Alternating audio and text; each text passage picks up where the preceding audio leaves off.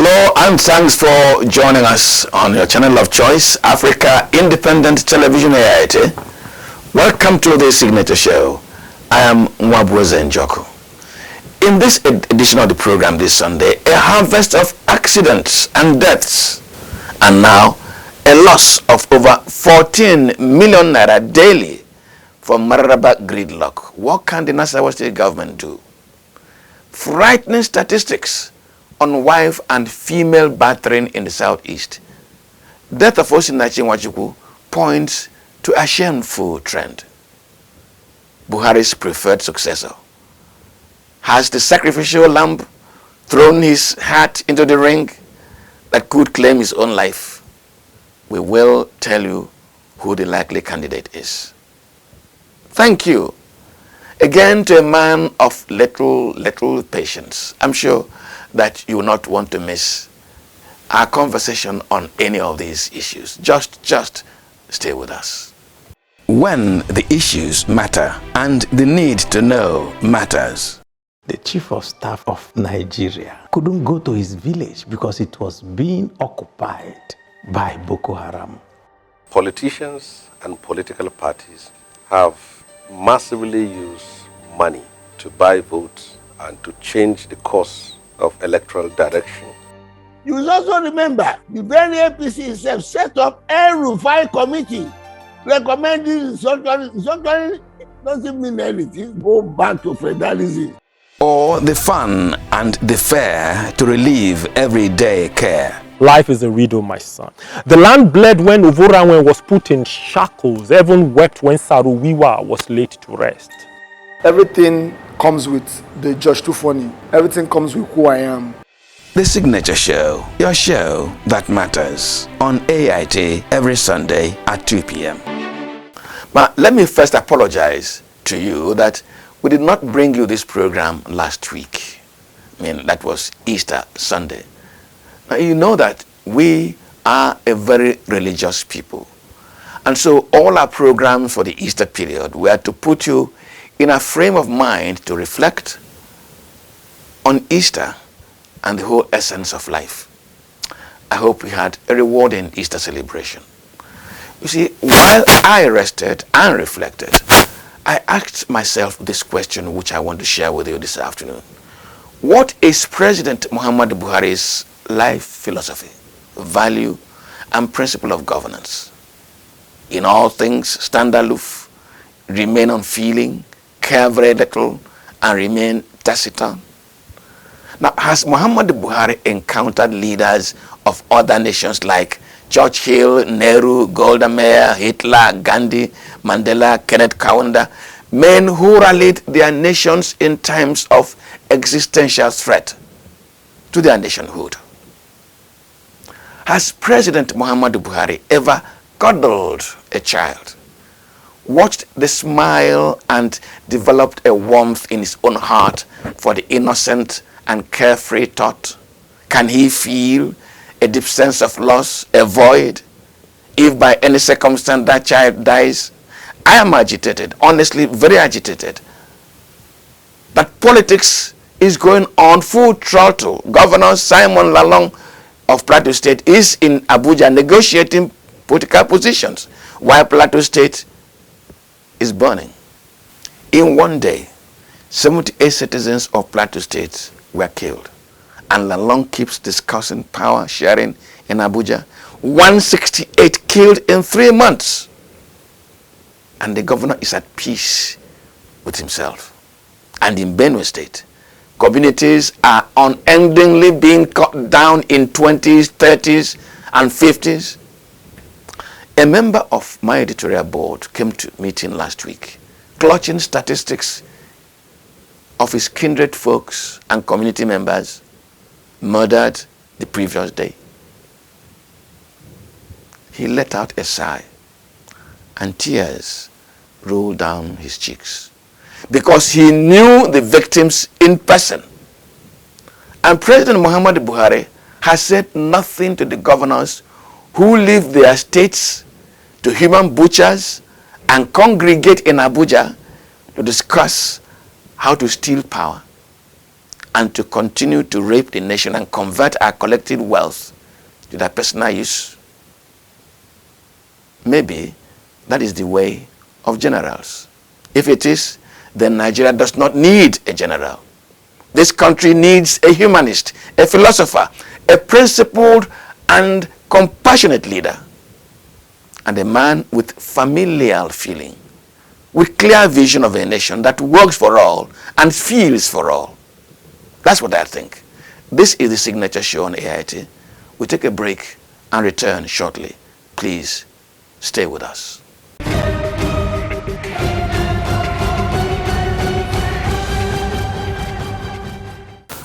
Now, I'm sure many Nigerians do not know or may not even have heard of Maraba in Nasarawa State.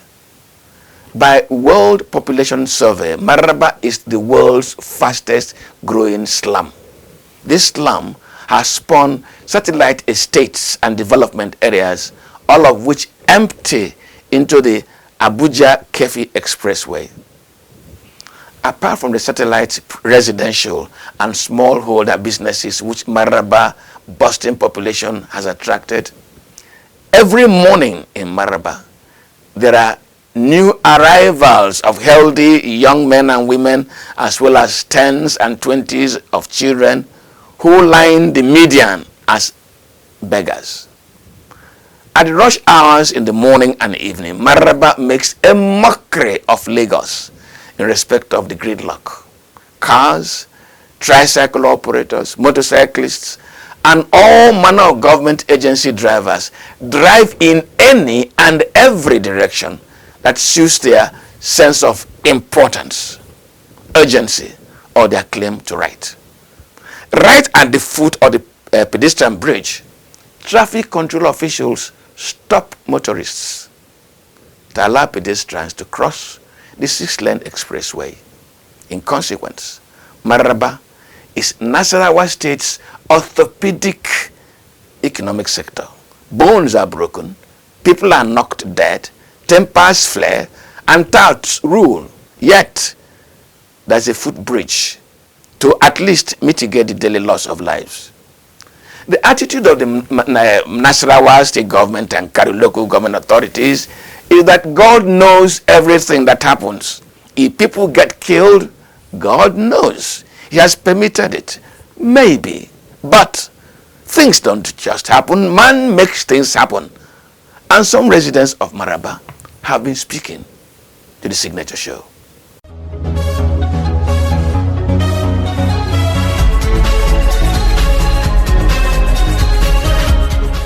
We're human beings, they don't understand.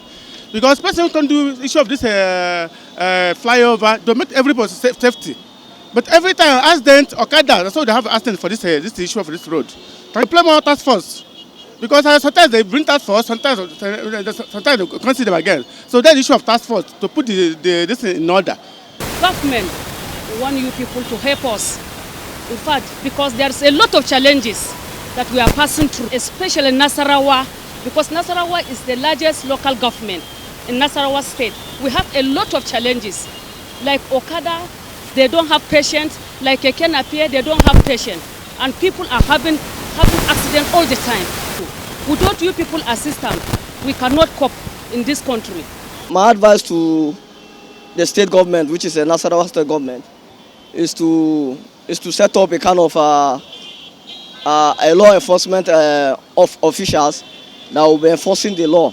Like what is obtainable in Lagos is that once, I think either last month or so, they catches anybody crosses the major highway without going through the pedestrian bridge, that person, he or she, will be fined and be arrested. So if the governor of the Nasarawa state can replicate that same gesture, I think it will be very, very good. But by and large, so many people prefer not to go through the pedestrian bridge, because sometimes when you come here in the evening, you see that the beggars, they've taken over this pedestrian bridge. If you climb this bridge, nothing will disturb you. On your own, you go freely. But when you are trying to cross the main road, the quota, you may fall. Sometimes when you are rushing, crossing, say motor is coming now, You may fall, motor may match you, keke or machine, any of those things. But when you are on top of this bridge, you are free on your own. That is why government make it possible for us. Well, let me tell you a disgraceful story of 6 Nigerians, including me, who were on assignment to cross to Côte d'Ivoire some years ago. When we arrived Plateau, that is a section of Abidjan, we looked left, looked right, and ran across the 4-lane road. Watching us dash across the road, the Ivorians began to shout, Lagos, Lagos, Lagos. Now I'm very ashamed of myself as Ivorian residents just walk the distance to the next zebra crossing and cross, and the traffic left and right stops for them. Is there no mechanism for instituting that kind of attitude and check by our Nasarawa state government and Karu local government to stop this cost of inhuman lives? And now 14 million naira lost daily to traffic gridlock. I spoke with a transportation management expert, and this was what he said. The heavy congestion of that road are pinned down to 3 things. Number 1 is that the bulk of the workforce of FCT lives down there. They flock into the city center in the morning and return back in the evening, which talks about failure of land use planning. It talks about efficient public transport gap, and then of course capacity of vehicles to actually convey the population. The third thing that led to what we are having is the fact that we have unnecessary access to an highway. The road is meant to be an highway, but there is unnecessary access from hawkers, from pedestrians, from cyclists, from wheelbarrow pushers, from everybody, from market people, from people selling stuff on their head, hawking things along the street. So all of this put together is the reason for the congestion. The traffic volume, based on a study we did in 2018, the average traffic volume on that road is about 83,000 vehicles per day. 83,000 vehicles, and that is 40, 45 going, 40, 45 coming every day, 1,000. Now when you combine that with the interferences to traffic, then you know why we have, and then you have 7% of that vehicle volume being high capacity vehicles, trucks, trailers. All of that put together is the complications we are having on that road. Now, we talked about pedestrian bridge. In recent years, pedestrian bridges are discouraged as part of requirement for efficient traffic in cities. And the reason is very simple. Once you build a pedestrian bridge, you've cut off a set of people who may not be able to use that bridge. I just completed a study last year, and the book is about to be published on this, where we analyzed the pedestrian bridge in area 3, and we discovered that 90% of women, the study was focused on women, said they will never use it, even if you build wall of Jericho, that they will cross it. The reason is simple. You want to use that pedestrian bridge, your trip is increased by nearly 1 kilometer, because you need to come 300 meters, cross 140 meters, and go back 300 meters. Put all of that together, your trip have increased. A lot of people don't like height. Then you have a steep staircase.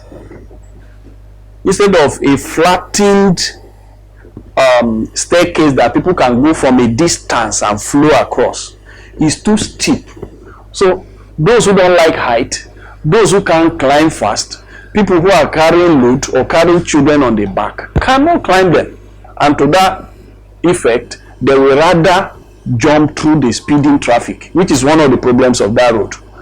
And then you go to places like Maraba, where you see pedestrians, hawkers and beggars choke the entire pedestrian bridge. It's a discouraging factor for the usage of pedestrian bridges. And of course, if you make that place cover the pedestrian bridge, remove all those people from there, extend the staircase a distance to make it a bit flat and smooth for people to cross, a lot of people will use it. So all of these factors contribute to why people will rather dash through traffic than to use that pedestrian bridge. Of course, on a highway, it's either you use a subway or a flyover like they have done. But where you do a flyover, there are a lot of factors you must put into consideration to enable people use it. Since you can't do a level cross. If it's in a city, we insist that you do a level crossing where you just drop the speed of traffic and people can walk. Whenever vehicles see pedestrians, they simply just stop.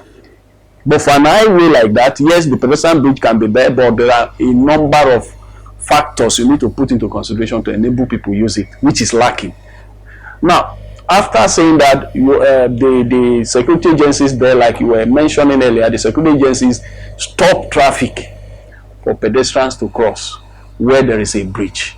It's just a complication that we need to address. First, make the pedestrian bridge usable, and then enforcing it will be easier. And like I was also telling somebody driving through that, I was telling somebody who was with me in the vehicle that the problem of that road is not just building barriers. You see that a number of times they build barriers at the middle and people pull it down. The solution to that place is not to build barrier at the center, it's to build the barrier at the edges where people have no access to the road before you talk about crossing. And that we have advocated for that for a long time. But principally, addressing the huge traffic on that road is purely a problem of failure of public transport. Public transport. When they were commissioning the light rail from here to the airport, I asked a question. Why did that light rail go to that place? If you put that light rail on this road, half of the vehicles coming from there will not have a need to come. The rail project from here to Kaduna, I was told it generates about 30 million per month. If you put that rail on this road, you generate double of that in a month. So the failure of attention to public transport on that road is the major reason. And then you ask a question, why should a motorcycle be using an highway? It's uncalled for. You are watching the Signature Show on AIT. We take a short break and return shortly. Please stay with us.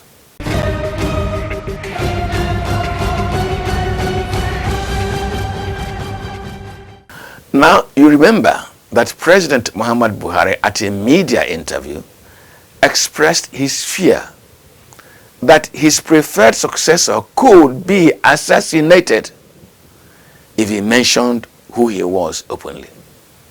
On this program, we called out the president for admitting that his government could no longer guarantee safety of lives and property if, by mere mentioning his preferred successor, such a candidate becomes doomed under his watch. Well, it will be quite curious if the president will prefer a PDP candidate to succeed him, as that also will amount to him admitting that APC has failed. So I'm left this Sunday to look at President Muhammad's successor from the list of APC candidates who have declared their interest in Nigeria's presidency. Let's welcome Asiwaju Bola Ahmed Tinubu. He has declared openly, moving around the country, consulting with governors, professional groups, and getting his bullion van ready to move. Rocha Sokorocha, he has declared like a twig in an evening breeze, a little shake and nothing more. Dr. Ibrahim Dauda, he has declared his billboards are out and about, but has he bought his form? Rotimi Amechi, he is said to be enjoying the sponsorship of Chinese interests. He has declared right in the open. Dr. Chris Ngige, He has declared in a grand ceremony in Allah, his hometown. We are waiting for him to return his form to the APC headquarters in Abuja. Ken Namani, he is reported to have declared, but he's yet to resign from his party position. Yahya Bello, he has declared and says over 80 million Nigerian youths are waiting for him. And Professor Yemi Oshibajo, he has declared from inside his bedroom in a recorded speech made available online, only his squad of media aides have been let loose. Is he afraid of being killed? And so, is he Buhari's preferred successor?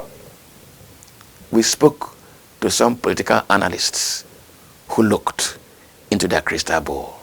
Stay with us. There are permutations that some people are saying it was for Osibanjo, some people are saying it was for Asiwaju. But my own concern is that analytically, when you look at it, for somebody who cannot be easy to be executed, to be eliminated, to be assassinated in Nigeria today, is Buhari. After Buhari is Osibanjo, because both of them they are on state, they are states themselves, so nothing that happens to them. So usual assassination does not come into Buhari and does not come in to Osibanjo, for anyone who understands how presidency works. But other aspirants, minister, they are still less prone compared to Asiwaju Bola Ahmed Tinubu. So, and 2023 game have started since 2019, it doesn't start today. Buhari is right. He's trying to protect his name, integrity, and future. Like that man, he has less than 1 year to sit down under power. I also want to leave his head up. The man does not want anybody to start writing one article or that launching of books against what they know about Buhari. So the man is trying to play safe because he's already close to his destiny. With all due respect to the new Minister of Transport, Chief, it is very difficult for you to win outside when you cannot win from home. The house is not in order in that state. Even the APC as a political party, as a political party in River State, they are not in one uniform. So how could you survive? I'm looking at we are even dragging the political gladiator, Wike of this world. And Wike too also declaring interest. The only person who can give Atiku tough time in PDP is Wike. Take it or leave it. So I'm not coming out from River State. Believe me, it's not going to be an easy tea for him. He knows. But me, I see just that politician now. Politicians always look for means of negotiation. No matter what they want. 2023, nobody wants to retire among them. They still want to repeat themselves, recycle again. And you can fit yourself in 2023. The way that will be relevant to 2031. But many people do not see to these aspects. So when everyone declare, they are only declaring to negotiate. They are not declaring to win. Those who are aspiring for winning, you know them. Many of money have been succeeded. I think there was no collab between the Southwest. And when I'm talking about Southwest, we are talking about the only person in Southwest. Political reality in Southwest. Political law in Southwest. As well as Tinubu. So upon which everybody ride on it. And Buhari I know very well. Buhari I know. And Buhari I can read. I will tell you point and blank that if there is a true coin for Buhari to choose between Osibanjo and Tinubu, to be candid, Buhari will surely repay Asiwaju. If not Asiwaju, Buhari will not have even sense of being a president. But thank God to him, we thank God the history has been recorded. And his name will continue to ring tone whenever the history of Nigeria is being discussed. So now to pick between Osibanjo and Asiwaju, you can know what the president said. He has said it from his mouth. Everybody mentioned the only person that can use it to assassinate. You too can know it between Osibanjo and Buhari and Tinubu. Even though the issue of NSAS happened, Tinubu was even they have to manage it for him to be escaped from Lagos State. Can anybody do that to Osibanjo? So these are the terms that somebody have to come to terms with it. I used to tell people, Adibin Asiwaju is fronting people like Fashola or any other person, not directly. Osibanjo will have said, okay, overtaking is allowed. The only person today who has declared, we have seen that the Amici has even been going around here and there, whatever. Osibanjo was upon his purported declaration, which did not be the declaration. I saw it as just a video tape. When you look at the contender, Adibin Asiwaju is not there, has not shown interest. There will have many contenders. We tell you that Aigosha doesn't want to be president. We tell you how he wants president.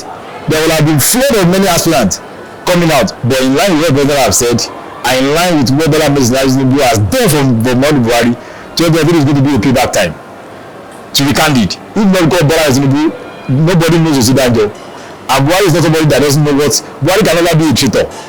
He has never done it before, and he will not do it at the end of the last of his career. He will never do that.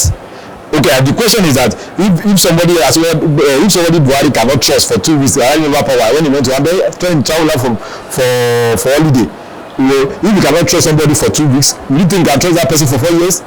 These are the questions that you need to be saying with yourself. Buhari, I know, cannot pick Osinbajo before Asiwaju. That is the reality. And even though the body language of the Osinbajo, do you think the man is serious with that ambition? No, just look at it now. Does it look like somebody, when Atiku was campaigning for was president during Obasanjo, can you see how by this time Atiku has been journeying from one state to another? Where is Osinbajo? Does that man look like somebody who is serious with their ambition? It looks like somebody who has been compelled, under compulsion, under coercion, that you have to just do this. In APC, everybody have their view, including the president. The president is our leader, and we respect him so much. And he also respect the party. That's why he actually reserved the mention of his preferred candidates or aspirants, so that the party will not turn into a factionalized party. Because a lot of people will be disgruntled, and a lot of people will feel marginalized that the president is choosing one person over the other. And of recent days, the same president, I think that was yesterday, it was reported that during the National Council of State meeting, the president,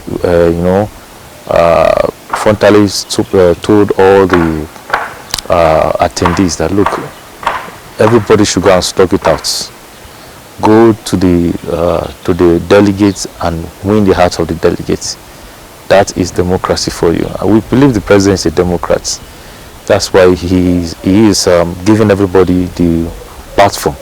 I think the primary that will produce the president candidate should be allowed to be a democratic process where everybody, all the delegates, whether it's indirect or direct, every person that's supposed to vote should vote for he or she that will fly the flag of the party in the general election. APC is a party that is filled with people of capacity, competence, and wherewithal to take over from the president, to give us another level of dividends of democracy.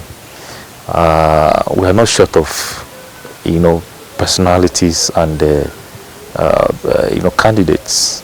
So like I said, I would not want to speak the mind of the president, because he is our leader. So and I earlier also say that the president have told everyone, go and canvass for support.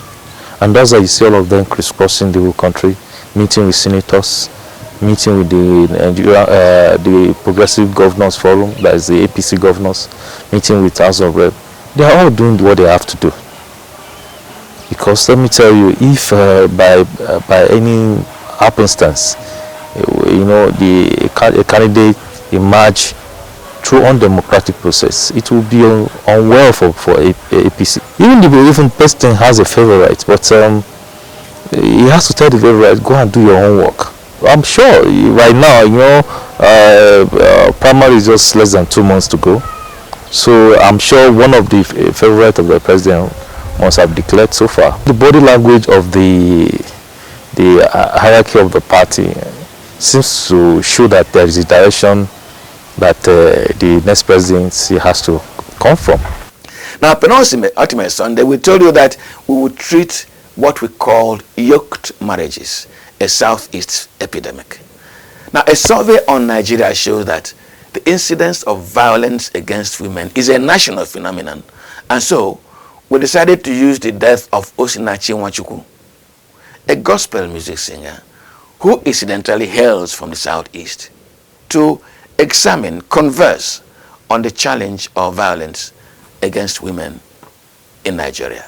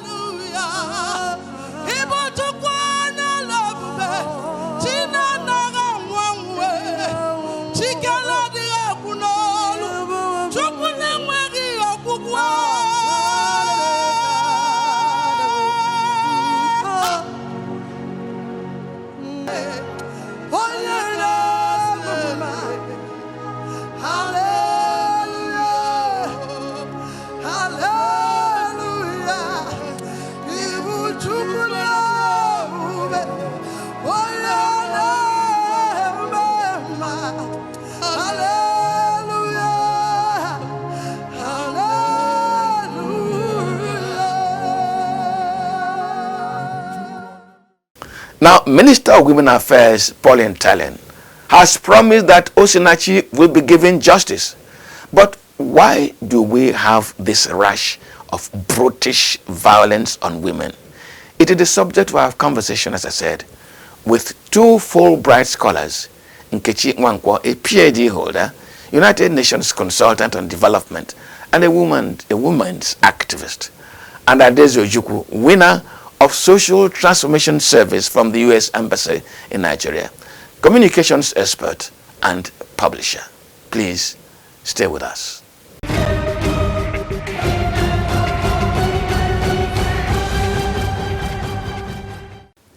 Dr. Nkechi Nwankwo, let me welcome you again to the conversation. Thank you. And Adeze Ojukwu, welcome to the conversation. Thank you, sir. Osinachi's story, Dr. Nkechi, how has it touched you? I have to say that it made me so sad. So sad, because this is the experience.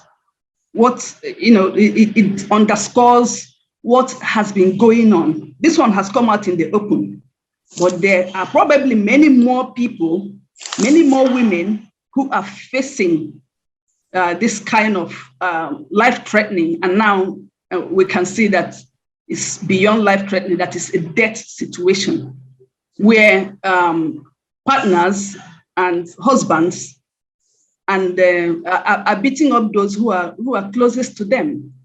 And people are not, when it starts, they don't report.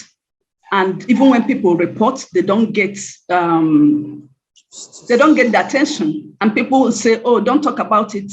Don't bring your family issues in the open to disgrace the family and all that. And now this is a life that is being lost. So, so brutally. If we step back to what can be behind domestic violence, it's of course wrapped up in gender inequalities.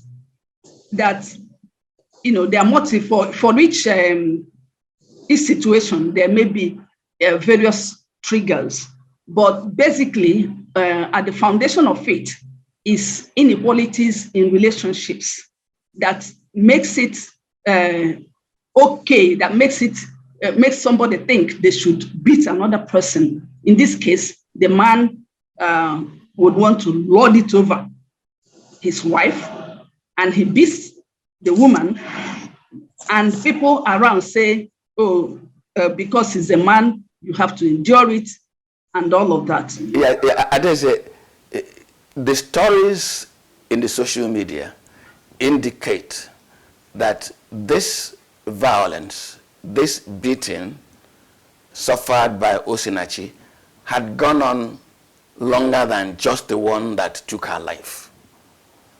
Why do you think that a man would elect to beat a woman he loved, he courted, he desired, and then got married to? What could go wrong to make him become violent on her? I think it's a general problem. It's actually a global phenomenon, and that's why we have the CEDAW, the Convention on the Elimination of All Discriminatory Practices Against Women. 1 out of every 3 women globally faces one form of violation or the other. But specifically to the Nigerian culture or what is going on now, and incidentally, our sister who has just been pronounced dead, sometimes it is ego. Sometimes, like Dr. Wanko said, it is inequality. It is aggression. That for me, there could be something going on psychologically in the man's life, and then societal pressure. Sometimes a man has married a woman, and then because of a woman is seen as a prize, a woman is seen as an object of sex, as an object of pride. You send her to school. You are not educated. You send her to school. She comes out with a bachelor's degree, a master's, or PhD, or even when they go to America, the man maybe is a cleaner, and he comes down here and marries a nurse, and then the woman's begin to earn more money, and then he begins to beat her. And so in this case, from the avalanche of accusations and allegations, the woman was making money. I think she was the breadwinner, or she brought in a sizable part of the income of the family, and he was very aggressive. But like Dr. Nkechi Wanko said, the judicial process concerning domestic violence is ineffective. The laws are outdated, and there is this culture of silence, both from the faith organizations, from the family, because of stigma. So many things are working together against women. A woman does not want to be dubbed as a divorcee. She wants to stay to take care of the children, because if she leaves, the man may marry another woman. And so there is so much going on in the mind of a woman that, causes her to stay. And at the end of the day, she loses her life, or some of them are some receive acid baths. They are ruined forever. They're neither dead, but they are just walking corpses. So I'm happy that, even though we are sad that this popular musician is gone, but her death has sparked off a good conversation about domestic violence, which is quite prevalent all over the country, particularly in the Southeast, based on statistics. Adeze raised 2 strong issues. One is our patriarchal society, in which a woman is prized. He is a commodity. She is owned by the man, and the man achieves her. And I gave the example of a timber merchant, an illiterate timber merchant, or an illiterate spare parts dealer, importer, exporter. He makes a whole lot of money, and when he wants to marry, he chooses to marry a PhD holder, a lawyer, a doctor. And our parents will say, marry him because he will provide for you. How does this kind of patriarchal ownership, sense of ownership of the woman as a property, contribute to what has happened to Osinachi? Yeah, in a way, yes. Human development in all its forms sits on 3 tripods, and that is on the politics, on the social, and on the culture. Now, obviously, it is the norms within a society that these things stand on. So, if a society decides that the boy child is more important, they invest we see your values in what you spend on. So in this case, the social and the norms are standing against the value of the female child. So no matter, so that, and when and then she becomes, by virtue of not having that equal value placed on her life, she becomes somebody's property. She translates from being her father's property and means of wealth to becoming her husband's symbol of achievement in a society.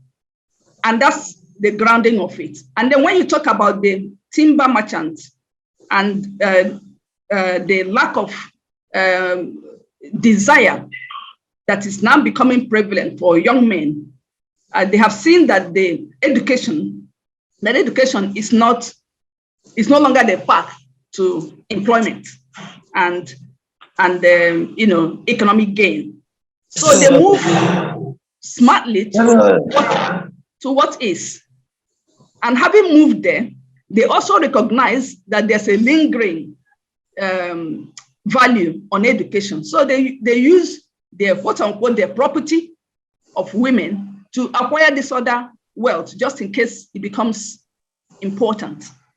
And it is not being the way that you see that value is in some parents who say, as you mentioned, you will marry this person because he has wealth. So that is also their own part. What is their interest? It's so that their in-law will become their part to wealth and their daughter becomes what they use to. So it's still the same, still the same thing that's going on in multiple ways.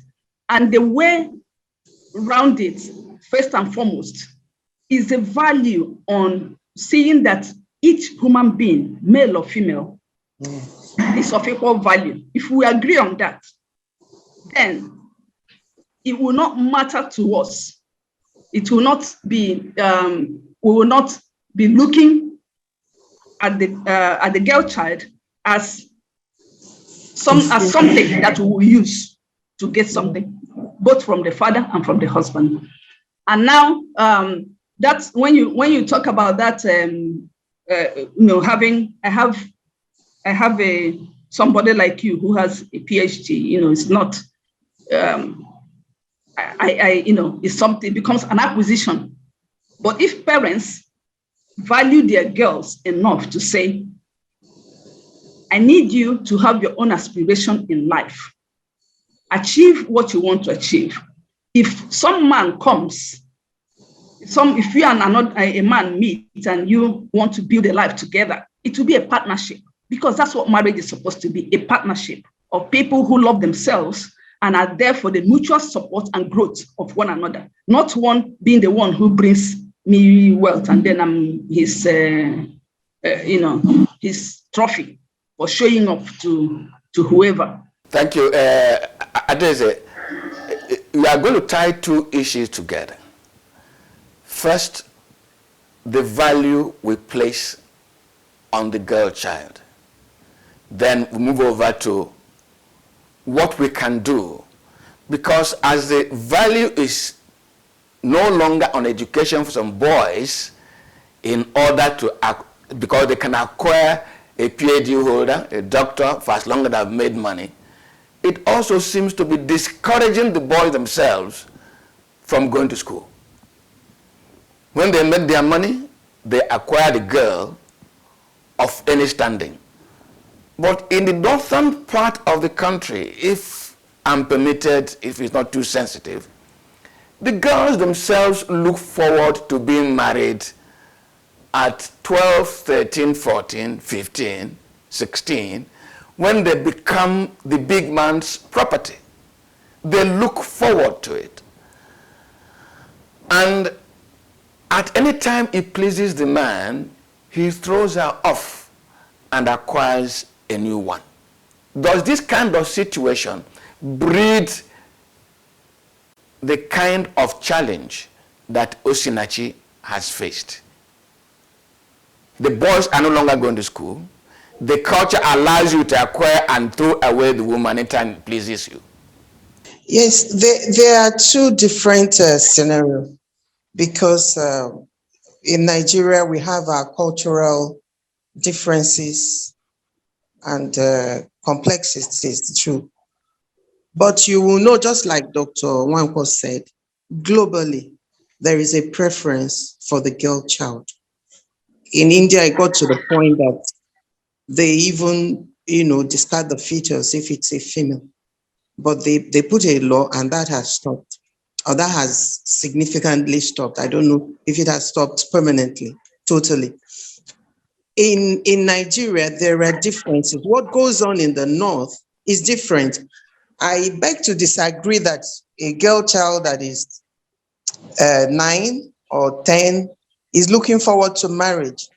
Like we all agreed before we started, any child that is under 18 is a minor, cannot take decision. It cannot, is not matured psychologically, mentally, is not fit to enter the institution of marriage. So what goes on there is what you call early marriage, post-marriage, even though sometimes it is the parents that kind of push them, it is still wrong based on United Nations standard, based on human rights. A child is a child and should not be forced into marriage. But down south is a different scenario where, even though there is a preference for the boy child, the girl child is still, is still encouraged to go to school and acquire education. But then because this is what goes on in society is a microcosm of the home. It is from the home that you are told you're a girl, you have to submit. Leave him, he's a boy. You submit, even though he's your younger brother, you wash his plates, you serve him. And then just like in the late Osinachi's case, she kept submitting. And sorry to say it, our Christian or church or our clerics tend not to talk about it on the pulpit. You're not supposed to talk about it because the Bible says, I hate divorce in Malachi. And then you say that whoever divorces his wife and all that, you're committing adultery. And so the woman stays and then stays until it's either she dies or she's maimed or something happens. And so the man feels a right. And even when you take it up, in some villages, they're against it, they're fighting it. But there needs to be a serious cultural orientation, particularly over what is going on in the Southeast. The craze for wealth, the aggression, the monetization of the female gender, that you can acquire any girl, you can get any prostitute. There is so much sexualization about women, either in marriage or out of marriage. But again, I think we need to start looking at the solution. That's what I'm waiting for. It was not our culture. Women were not treated as objects, I think, before the war. But I think after the war, a lot of our cultural values were decimated and a new culture of mercantilism came up. And so there's been, and then like she said earlier, culture is dynamic. If you find out that what is going on in your culture, the norms and practices, traditions, that are no more tenable, that are ancient, that are not tenable for what we have, the human development, you discard it and move forward. Dr. Wanko, we are about rounding off this conversation. Solutions. We talk about human development, we talk about cultural progressivism. What can we be doing to tackle situations that create the Ordinachi or Osinachi factor? Now we need to recognize from that we are sliding. We are sliding, both, as a country and as individuals. And that knowledge should bring us to check, as Achebe would say, where the rain started to beat us, and to check whether and how we are contributing to it. We need to be sure that personally we are not, and if you are not making an active contribution to end it, you are abating it.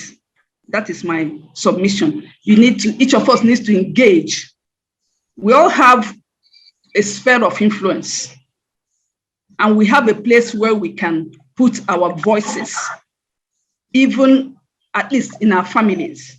We must undertake that under no condition will you raise a hand on anybody.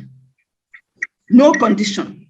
Anything you cannot discuss and agree, you probably should leave it alone. We need for our laws to work. We have laws now that against domestic violence. I need to speak to women, particularly in this, in terms of reactions. If a man is dating you because some young ladies, they are in a relationship, the man hits you, then he will buy you clothes. That's rubbish. If he hits you, end the relationship, because it's not going to stop. He doesn't respect you. That's my point. Now, if in a marriage, a man hits you, please leave. Forget what anybody will tell you. Leave for your life's sake. I don't, and a man or a woman who hits anybody should please go to therapy, because hitting anybody says to me that you are not able to take your points across, or that your ego is overly controlling you in situations where our children are getting off schools. We need to find a way. If they decide they want to do the apprentice to somebody, we need to put in our curriculum a way to help them get the basic education, so that if they are deciding to sell digital products, they can at least work on it. So it's a call. This debt is a call on everybody. And as I mentioned, if you're a pastor, please talk to your members about this. Make sure that nobody in your congregation is beating his wife or beating anybody at all. And that you point out that it is wrong, and that you will support that the person be locked up if they do so. I think I will rest it there, because it's really an emotional thing for me to just see another woman, killed in this form. Well, Dr. Nkichinwankwo Adezejuku, thank you very much for coming on the show this Sunday. Thank you. Thank you very much. Thank you, sir. Thank you for having us.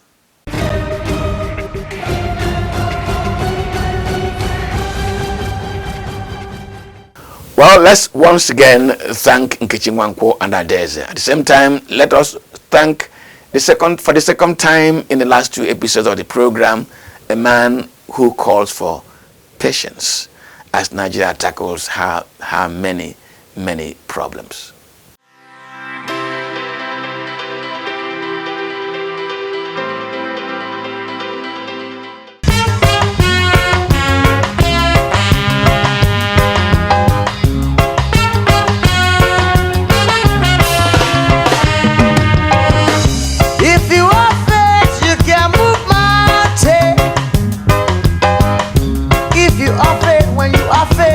Can move mountain, just a little bit.